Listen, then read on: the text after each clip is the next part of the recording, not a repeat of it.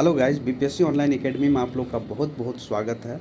घटना चक्र का बीपीएससी का करंट अफेयर का सीरीज चल रहा था, उसमें हम लोग एंशिएंट हिस्ट्री का 51 नंबर क्वेश्चन तक ऑलरेडी कवर कर चुके हैं और यहाँ पे हम लोग करने वाले हैं 52 नंबर क्वेश्चन से प्रारंभ। तो आइए स्टार्ट करते हैं। कर्नाट वंश का अंतिम शासक कौन था? कर्नाट वंश का अंतिम शासक हरि सिंह जी थे। हरि सिंह देव जी इनका नाम है। ये कला और साहित्य के महान संरक्षक माने जाते हैं।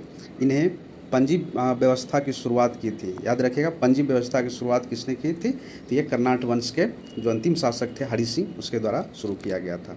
अगला क्वेश्चन है, किस काल में अछूत की अवधारणा स्पष्ट रूप से सामने आई थी उभर के? ये था धर्मशास्त्र के समय में ये हुआ था। धर्मशास्त्र के समय में 4 वर्ण आए थे, जिनका नाम था ब्राह्मण, क्षत्रिय, वैश्य और शूद्र। ये 4 वर्ण आए थे। के अतिरिक्त समाज में अन्य अनेक जातियों जैसे उग्र, निषाद, मागध, वैदहक, रथकाड़ आदि ये सब जो है, जितने जाति आप नाम सुन रहे हैं, ये सब उभर के आए थे धर्मशास्त्र के टाइम में।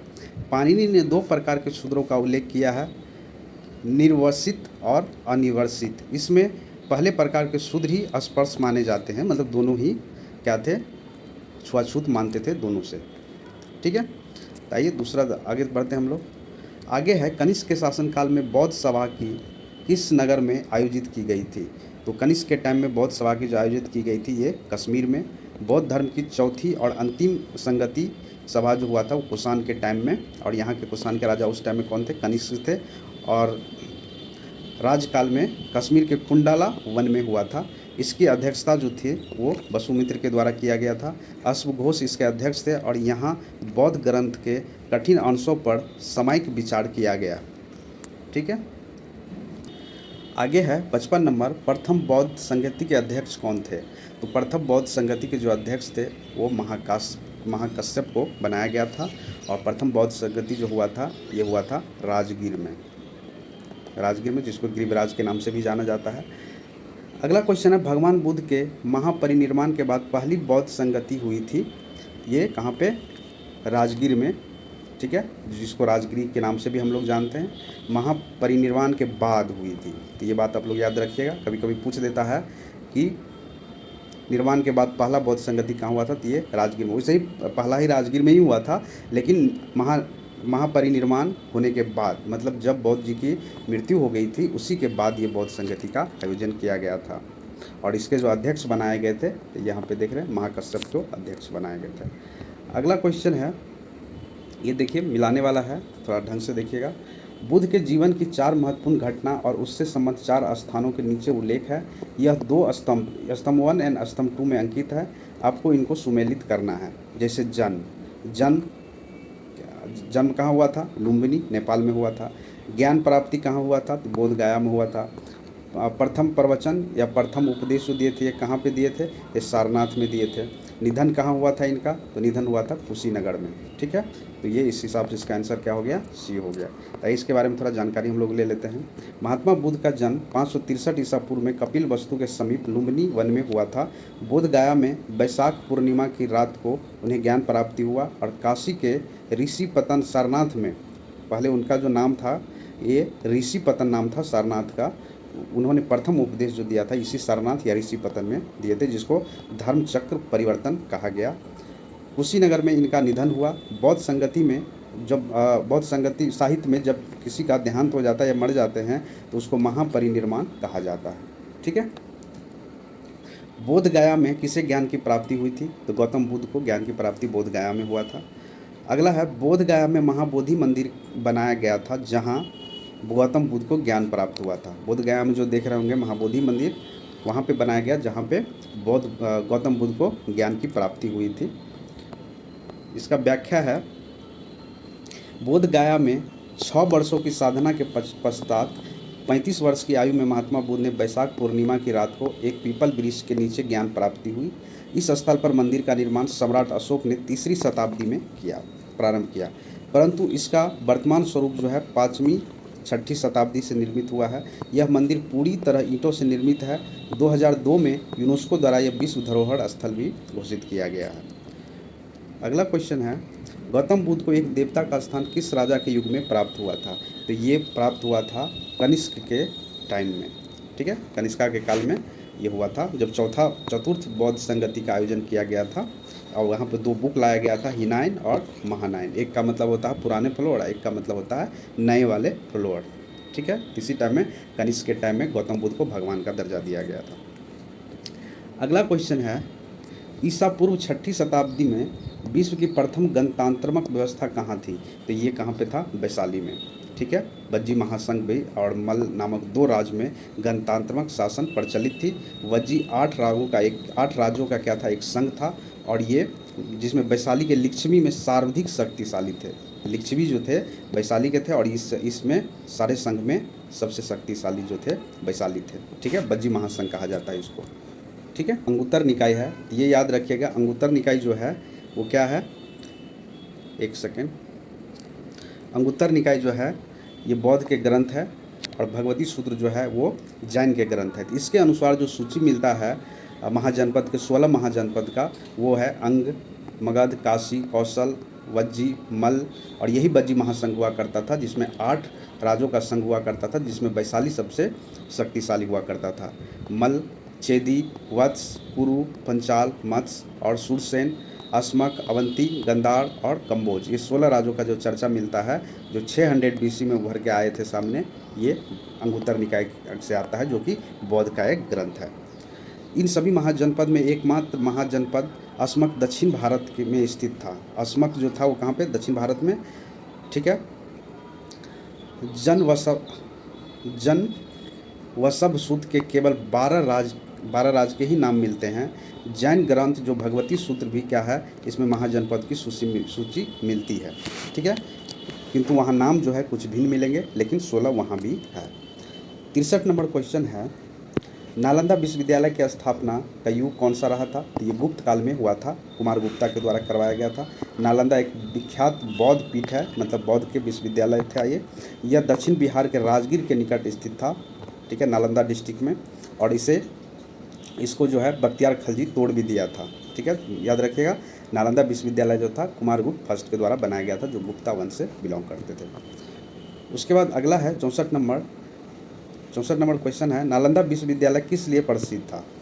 तो ये जो था बौद्ध धर्म के दर्शन के लिए प्रसिद्ध था। यह बौद्ध धर्म के अध्ययन के लिए विश्व प्रसिद्ध था। उसी के अध्ययन के लिए चीनी यात्री ह्वेंसांग भारत आया था। मध्यकालीन भारत में मनसबदारी व्यवस्था क्यों लागू की गई थी? क्योंकि सैनिकों की सुगमता से भर्ती हेतु ये किया गया था मनसबदारी व्यवस्था। यहाँ का व्याख्या दिया हुआ, मनसबदारी व्यवस्था एक विशिष्ट प्रशासनिक व्यवस्था थी, जिसका प्रचलन मुगल शासक अकबर के द्वारा किया गया था। मनसब द्वारा 3 बातें निर्धारित होती थी: पदाधिकारी का वरीयक्रम, वेतनमान कितना होगा, और सैनिक उत्तरदायिक, मतलब क्या उसका काम होगा। सैनिक उत्तरदायिक में मनसबदार को अपने मनसब के अनुसार सैनिकों को रखना पड़ता था। इस व्यवस्था से राज ने सैनिकों के प्रत्यक्ष भर्ती और रख रखाव के लिए उत्तरदायिक मनसबदारों पर डाल दिया था, जिसके बदले में मनसबदार को नगद या जागीरदार प्रदान की जाती थी, ठीक है। अगला क्वेश्चन है कथन और कारण वाला। आइए हम लोग पढ़ते हैं। नीचे दिए गए वक्तव्य दिए गए हैं, जिसमें एक कथन जो है ए है, ठीक है, कथन ए है, और दूसरा कारण है आर। इन दोनों को ध्यानपूर्वक पढ़े। तो चलिए पढ़ते हैं हम लोग। कथन ए कह रहा, 12वीं शताब्दी के अंत तक नालंदा महावीरा का पतन हो गया। महावीर को राजकीय परिचय मिलना बंद हो गया। उपयुक्त दोनों व्यक्तों के संदर्भ में निम्नलिखित में से कौन सा सही है? तो याद रखिएगा, सही गलत जब भी पूछे तो वहाँ एक बार मार्क जरूर कर लीजिएगा, क्योंकि अक्सर गलती हो जाती है। इसमें क्या कह रहा है कि ए और आर दोनों ही सही है, परंतु जो आर जो है वो सही व्याख्या नहीं है। तो 12वीं शताब्दी के अंत तक नालंदा विश्वविद्यालय, नालंदा महावीरा का क्या हो गया था? पतन हो गया था बख्तियार खलजी के द्वारा, ठीक है, ये तो अलग बात होगी। महाविहार को राजकीय परिचय मिलना बंद हो गया था, मतलब मुस्लिमों का जब राज हो गया था तो ये महावीरा को जो था, जो राज से पैसा दिया जाता था उसके रख रखाव के लिए, वो देना यहाँ पे क्या कर दिया गया था? बंद कर दिया गया था। तो दोनों कथन सही है, और लेकिन व्याख्या सही नहीं है। ताइए हम लोग व्याख्या पढ़ लेते हैं। नालंदा में एक विख्यात बौद्ध पीठ विश्वविद्यालय था। यह दक्षिण बिहार के राजगीर, वर्तमान में राजगिरी के निकट स्थित थी। 5वीं शताब्दी के मध्य में गुप्त के शासक ने नालंदा स्थित विश्वविद्यालय को अस्तित्व में लाया। मतलब गुप्ता रूलर जो थे, कुमारगुप्त फर्स्ट, उसके द्वारा विश्वविद्यालय बनाया गया। 12वीं शताब्दी, देखिए 5वीं शताब्दी में बना था और 12वीं शताब्दी के अंत तक मुस्लिम आक्रमण ने फलस्वरूप महावीरा को पतन कर दिया। बंगाल के पाल शासकों द्वारा विक्रमशिला विश्वविद्यालय को संरक्षण देने के फलस्वरूप नालंदा का महत्व थोड़ा घटने लगा। मतलब दो बात हो गई, एक बंगाल का शासक जो पाल शासक थे उन्होंने क्या किया, बंगाल में विक्रमशिला विश्वविद्यालय बनाया, तो नालंदा विश्वविद्यालय का थोड़ा जो प्रभाव था वो तो धीरे धीरे कम होने लगा और मुस्लिमों जो थे वो नालंदा विश्वविद्यालय को तोड़फोड़ मचा रहे थे, तो इनका थोड़ा प्रभाव कम हो गया था और राज्य से जो पैसा वगैरह मिलते थे वो भी देना यहाँ पे क्या हो गया था, बंद हो गया था। ठीक है, चलिए आगे बढ़ते हैं। अगला क्वेश्चन है, प्रथम मगध साम्राज्य का उत्कर्ष किस शताब्दी में हुआ था? तो ये हुआ था 6ठी ईसा पूर्व हुआ था। ठीक है, प्रथम मगध साम्राज्य की महत्ता का वास्तविक संस्थापक राजा बिंबिसार को दिया जाता है, जो कि 544 बीसी से लेकर 592 बीसी इनका कार्यकाल था। ठीक है, आइए आगे बढ़ते हैं। अब इसमें पूछ रहा है मगध की राजधानी कौन सी थी? तो देखिए यहाँ पे क्वेश्चन पूछा है मगध की राजधानी, प्रारंभिक राजधानी पूछता, वैसे राजधानी तो पाटलिपुत्र और गिरिराज भी रह चुका है, राजगीर भी रह चुका है, इसमें नहीं पूछा है, इसलिए यहाँ पे आंसर नहीं दिया है। यहाँ पे प्रथम लिखता या बाद में कहाँ ट्रांसफ़र किया गया ये लिखता तो हम लोग सही से मार सकते थे। दिए गए विकल्प में 2 विकल्प है, ए और सी सही है। मगध की आरंभिक राजधानी गिरिराज थी, उसके बाद उज्जैन के द्वारा पाटलिपुत्रा में इसको शिफ्ट किया गया, जो गुप्त काल का मगध की राजधानी भी बनी रही।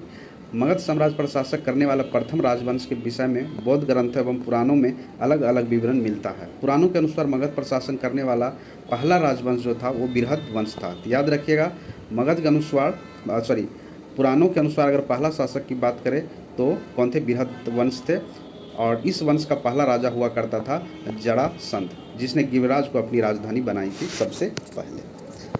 उसके बाद अगला क्वेश्चन है कि प्राचीन महाजनपद मगध की प्रथम राजधानी कौन सी थी? देखिए यहाँ पे प्रथम पूछा, यहाँ पे गिरिराज मारेंगे या राजगीर मारेंगे, वही सही होगा, है ना?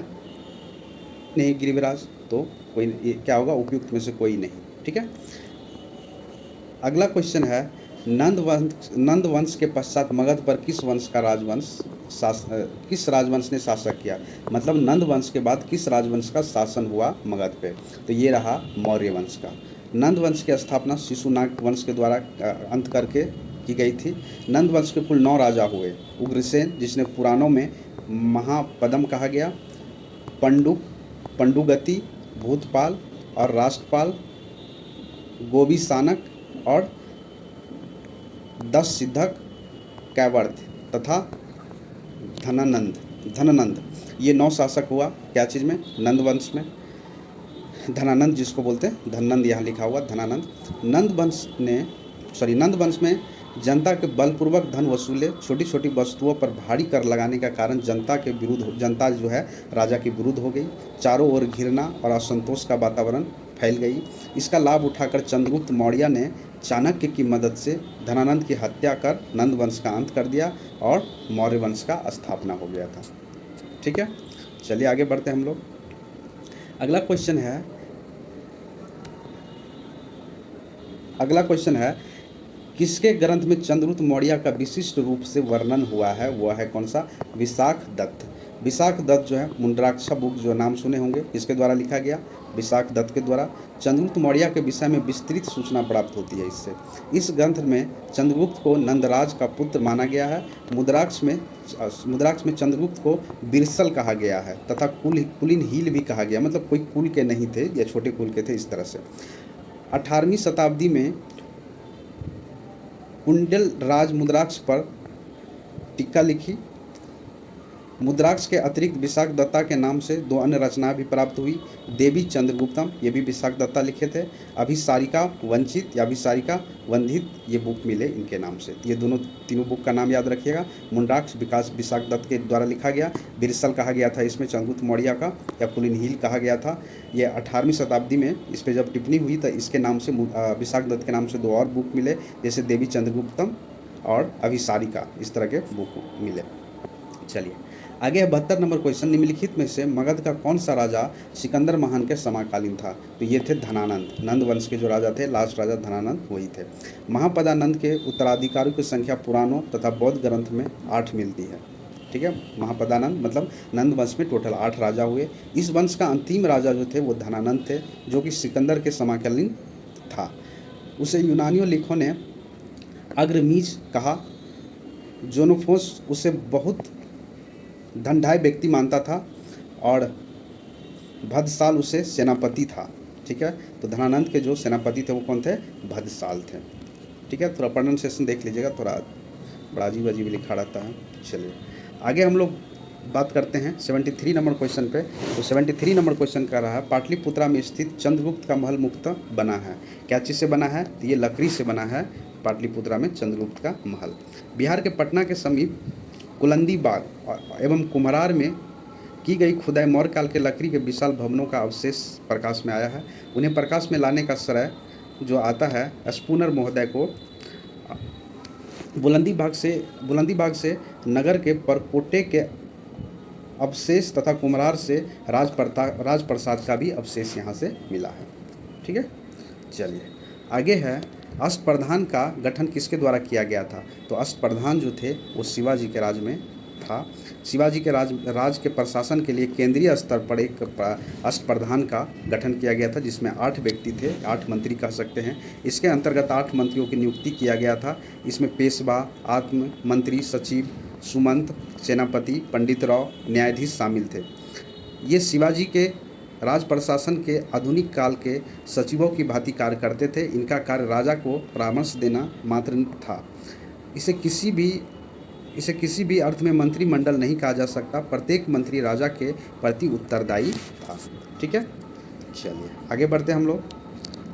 आगे है 75 नंबर क्वेश्चन, निम्नलिखित में से किस मौर्य राजा ने दक्कन की विजय प्राप्त की थी? दक्कन पे किसने विजय प्राप्त की थी? तो ये किया था कौन? चंद्रगुप्त ये थे। ठीक है, मौर्य साम्राज्य के जो संस्थापक थे चंद्रगुप्त मौर्य, दक्षिण भारत पे भी कुछ पार्ट में ये विजय प्राप्त किए थे। इस संदर्भ में अशोक के अभिलेख, जैन एवं तमिल साक्ष्यों से जानकारी प्राप्त होती है कि दक्षिण भाग के अनेक स्थलों में अशोक के अभिलेख प्राप्त हुए हैं, किंतु अशोक ने एकमात्र कलिंग विजय की थी। अशोक के द्वारा कलिंगा ही विजय किया था। अतः ऐसी स्थिति में विजय का श्रेय चंद्रगुप्त मौर्य को ही देना पड़ेगा, क्योंकि बिंदुसार की विजय अत्यंत संदिग्ध है एवं इतिहास में उसे एक विजेता के रूप में स्मरण नहीं किया जाता है।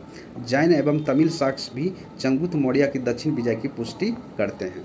तो ठीक है, तो दक्कन पे जो विजय प्राप्त किया था वो कौन? चंद्रगुप्त मौर्य के द्वारा किया गया था। अगला क्वेश्चन है, अभिलेख जिससे यह प्रमाणित होता है कि चंद्रगुप्त का प्रभाव पश्चिम भारत पर भी है या था। चलिए, तो यहाँ पे कहा गया है कि वो अभिलेख का नाम बताइए जिससे यह प्रमाणित होता है कि चंद्रगुप्त का प्रभाव जो था पश्चिम भारत पर भी था। वो किससे साबित होता है?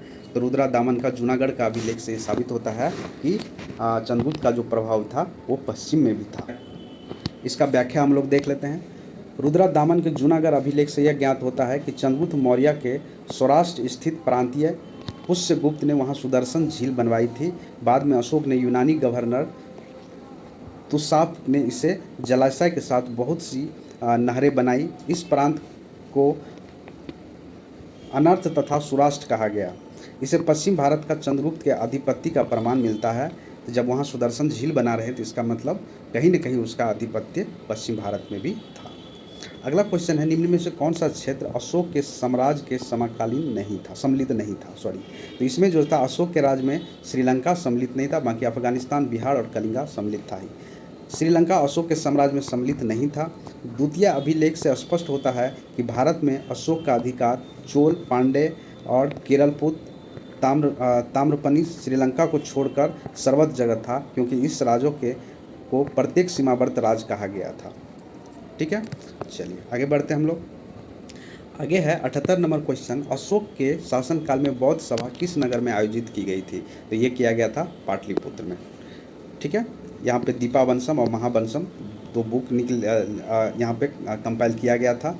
अशोक के राजकाल में पाटलिपुत्रा में मंगोल मंगलोपुत्र तीस्ता जो थे इनके अध्यक्ष बने थे, और तृतीय बौद्ध संगति का आयोजन हुआ था अशोक के टाइम में।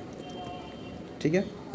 79 नंबर क्वेश्चन है, अशोक के शिलालेख में प्रयुक्त भाषा है। कौन सा भाषा यूज किए थे? तो वो किए थे प्राकृतिक भाषा। अशोक का इतिहास मुक्त अभिलेखों से ही ज्ञात होता है। इस अभिलेख का विभाजन 3 वर्गों में किया जा सकता है, शिलालेख, स्तंभ लेख और गुहालेख।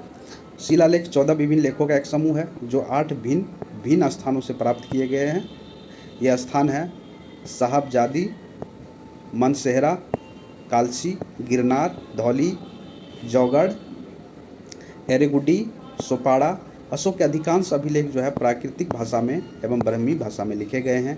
केवल 2 अभिलेख शाहवादी और मनसेहरा की जो लिपि है वो ब्राह्मणी न होकर खरोष्टी लिपि में लिखी गई है। तक्षशिला से अरामैक लिपि में लिखा गया एक अभिलेख प्राप्त हुआ। ठीक है। 80 नंबर क्वेश्चन है, निम्नलिखित में से प्राचीन भारत की कौन सी लिपि दाहिने से बाईं ओर लिखा जाता था, मतलब इधर से ऐसे लिखा जाता था? ये कौन सी थी? ये खरोष्टी लिपि लिखा जाता था। प्राचीन भारत की खरोष्टी लिपि दाईं से बाईं लिखी जाती थी। इसे पढ़ने का श्रेय मैसन, प्रिंसपे और नॉरिस ये सब आदमी को दिया जाता है, कनिंघम आदि को दिया जाता है। 81 नंबर क्वेश्चन है, अशोक के धम्म का मूल संदेश क्या है? अशोक का जो धम्म नीति था उसका मूल संदेश क्या था? राजा के प्रति वफादारी, शांति एवं अहिंसा, बड़ों का सम्मान, धार्मिक सहनशीलता। तो ये सारे थे, तो इसका आंसर क्या हो जाएगा? ये ई हो जाएगा। ठीक है। अशोक धम्म एक नैतिक संहिता थी। अशोक अपने दूसरे और 7वें अभिलेख के माध्यम से संदेश देता है कि अपासीनवे और बहुकायाने दया दाने, साचे सोचिए और मादे साधवे चौ, अर्थात कम पाप करना, कल्याण करना, दया दान करना, सत्य बोलना, पवित्र रहना, स्वभाव में मधुरता तथा साधुत्व बनाए रखना। इस प्रकार अशोक धम्म के मूल संदेश में शांति और अहिंसा, बड़ों का सम्मान, धार्मिक सहनशीलता ये सब निहित था। तो इसका आंसर क्या हो जाएगा? ये हो जाएगा। ठीक है। चलिए 82 नंबर क्वेश्चन है, वहाँ पे देख लीजिएगा संस्कृत थोड़ा लिखा हुआ था तो ढंग से हम पढ़ नहीं पाए। चलिए, केवल वह स्तंभ जिसमें अशोक ने स्वयं को मगध का सम्राट बताया वह कौन सा था? वो भाब्रू स्तंभ था, जिसमें अशोक ने खुद को क्या बताया? सम्राट बताया। भाब्रू, जिसको बैराट स्तंभ लेख ने अशोक ने स्वयं को मगध का सम्राट बताया। ठीक है। चलिए आगे बढ़ते हम लोग। यहाँ पे हैं, अपने शिलालेखों में अशोक समानतः किस नाम से जाने जाते थे? मतलब शिलालेख में जो अशोक ने अपना नाम छपवाया था वो किस नाम से जाने जाते थे? तो वो जाने जाते थे कैसे? प्रियदर्शी के नाम से जाने जाते थे। ठीक है। अशोक ने अपने शिलालेख में अपना नाम जो छपाए थे, जो हर जगह मिला, देवनाम पियादशी, ये सब नाम जो है देवताओं का प्रिय अर्थात देखने में सुंदर, ये भी कह सकते हैं, देवनाम प्रियदशी तथा राजा आदि उपाधियों से संबोधित किया गया। पुराणों में उसे अशोक वर्धन कहा गया है। अशोक को पुराण में अशोक वर्धन कहा गया है। ठीक है। चलिए, कौटिल्य के अर्थशास्त्र में किस पहलू पर प्रकाश डाला गया है?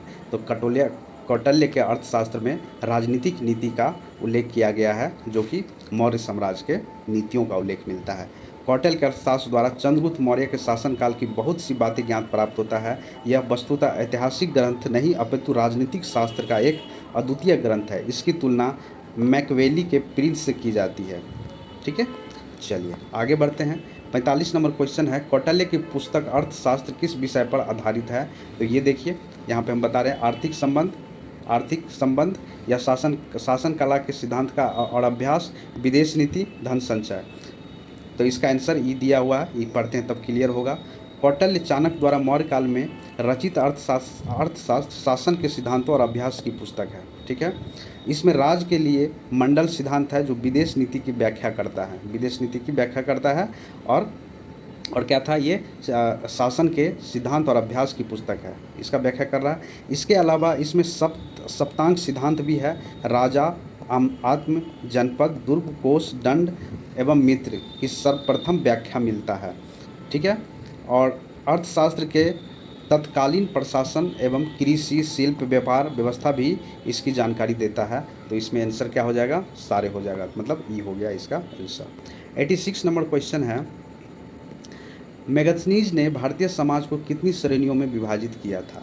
तो ये कितने श्रेणी में किए थे? तो ये किए थे कुल 7 वर्गों में विभाजित किए थे। मैगथनीज ने अपने पुस्तक इंडिका में भारतीय समाज को 7 श्रेणियों में विभाजित किया। दार्शनिक, कृषक, पशुपालक, कारीगर, योद्धा, निरीक्षण एवं सभासद। मैगथनी भारतीय समाज के दास प्रथा प्रचलित होने का उल्लेख नहीं करता है। याद रखिएगा, दास प्रथा का उल्लेख नहीं करता है। मौर्य काल में कोई भी व्यक्ति न तो अपनी जाति से बाहर विवाह कर सकता था और न उससे भिन्न पेशा ही अपना सकता था। ठीक है, मतलब जो पहले से पेशा अपनाया है वही पेशा अपना के वो आगे बढ़ेंगे। ठीक है, चलिए आगे। मौर्य समाज का 7 वर्गों का विभाजन का विशेष रूप उल्लेख किया गया है। तो ये किया गया मैगथनी के इंडिका बुक में। मैगथनी के इंडिका बुक में जो विभाजन किया गया है वो 7 वर्गों में। तो आंसर हो जाएगा डी। अगला क्वेश्चन है, पेरिपल्स ऑफ द इरीथ्रियन सी किसने लिखी थी? मतलब ये बुक का नाम है, ये किसके द्वारा लिखा गया था तो ये बताना है। ये कोई इतिहासकार लिखे थे। तो आइए इसका व्याख्या पढ़ते तब पता चलेगा, क्योंकि आंसर तो ये दिया हुआ है। पेरिपल्स ऑफ, ये बुक ज़रा ध्यान से देखिएगा आप। ठीक है, एक बार प्रोनाउंसिएशन आप लोग कर लीजिएगा। इसको जो लिखा गया था ये लगभग 60 ईसा में एलेक्जेंड्रिया का एक नाविक ने ये लिखा था। इसे भारत से आयात और निर्यात की जानकारी वाली वस्तु का उल्लेख यहाँ पे मिलता है। तो इसमें से कोई भी ये बुक नहीं लिखा था।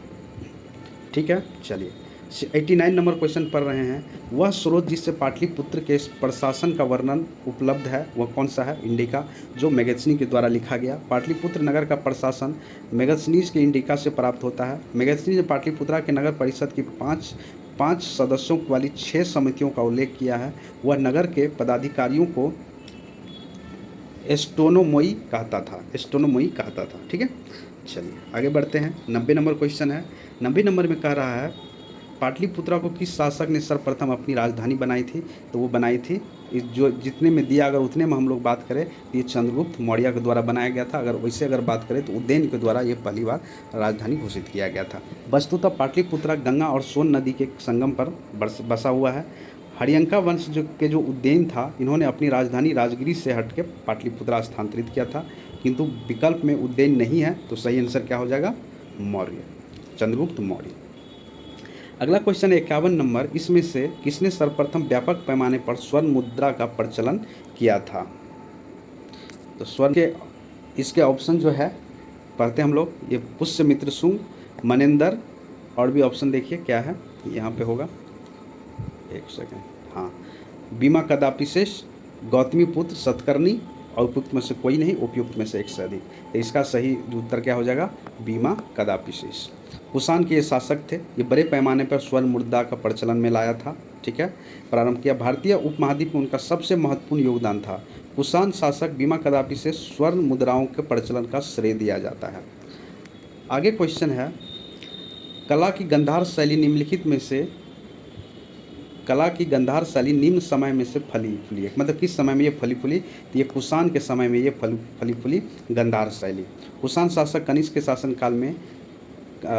शासनकाल के कला का क्षेत्र में 2 स्वतंत्र शैलियों का विकसित हुआ। एक था गांधार शैली और दूसरा था मथुरा शैली। इन दोनों को कनिष्का की ओर से पर्याप्त प्रोत्साहन दिया गया।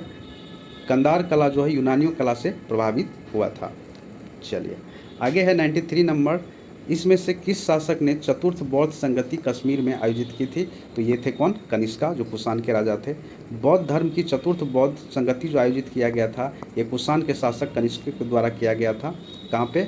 कश्मीर के कुंडला वन में। और इसके अध्यक्षता जो की थी वो वसुमित्र के द्वारा किया गया था और अश्वघोष इसके उपाध्यक्ष बने थे। ठीक है, ये समझ में आ गया आपको? चलिए 94 नंबर क्वेश्चन है। इसमें कह रहा है कि शुंग वंश के बाद किस वंश का भारत पर राज किया? तो शुंग वंश के बाद जो भारत पर राज किया वो कण्व वंश था। शुंग वंश का अंतिम राजा देवभूति हुआ करता था। अपने आत्म में वासुदेव के षड्यंत्रों द्वारा मार डाला गया और वासुदेव ने जिस नवीन राजवंश की नींव डाली वह कण्व वंश था। और कण्वन वंश के नाम से भी जाना जाता। शुंगों के समान यह भी एक ब्राह्मण वंश था। अगला क्वेश्चन है 95 नंबर। राजा खारवेल का नाम जुड़ा है।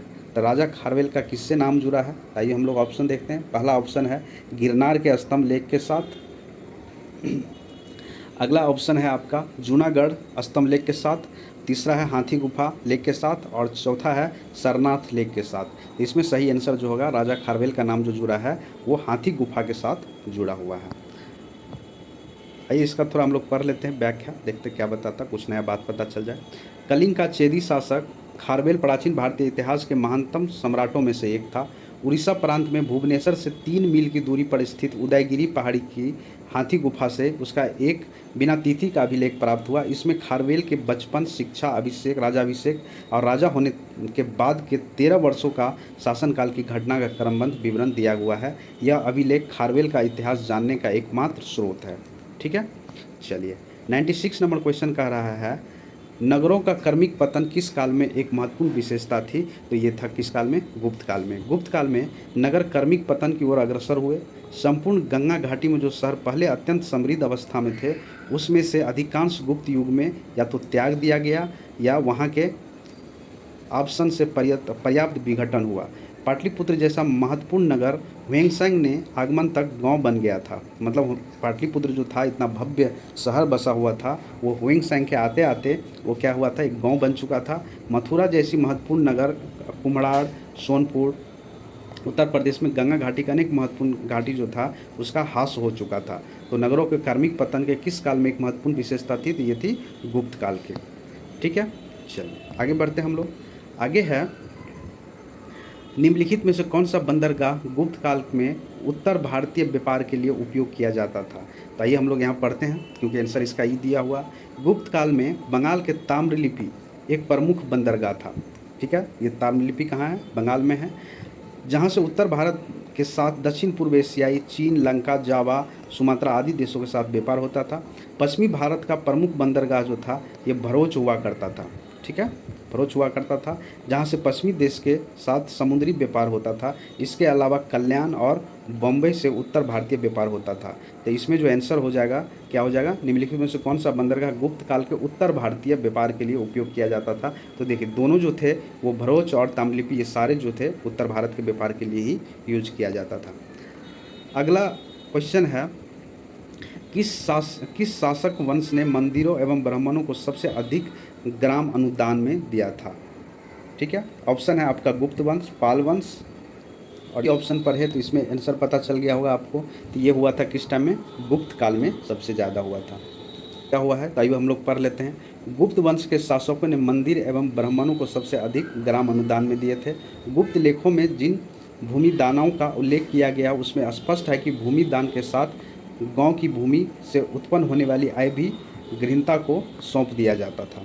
ठीक है, चलिए 99 नंबर क्वेश्चन है, गुप्त युग में भूमि राजस्व की दर क्या थी? तो उस टाइम में उपज का 1/6 भाग दिया जाता था। ठीक है, गुप्त काल में जो लोग राजकीय भूमि पर कृषि करते थे उन्हें अपनी उपज का 1 भाग राजा को कर के रूप में देना पड़ता था, जो कि पठांश होता था। और गुप्त अभिलेखों में भूमि कर को उद्दंग्र, देखिए ये महत्वपूर्ण बात है, उद्दंग्र कहा जाता था तथा भाग कर भी कहा जाता था। तो गुप्त काल में जो कर था, भूमि कर जो था, उसको क्या कहा जाता था? उद्दग्र, और भाग कर भी कहा जाता था।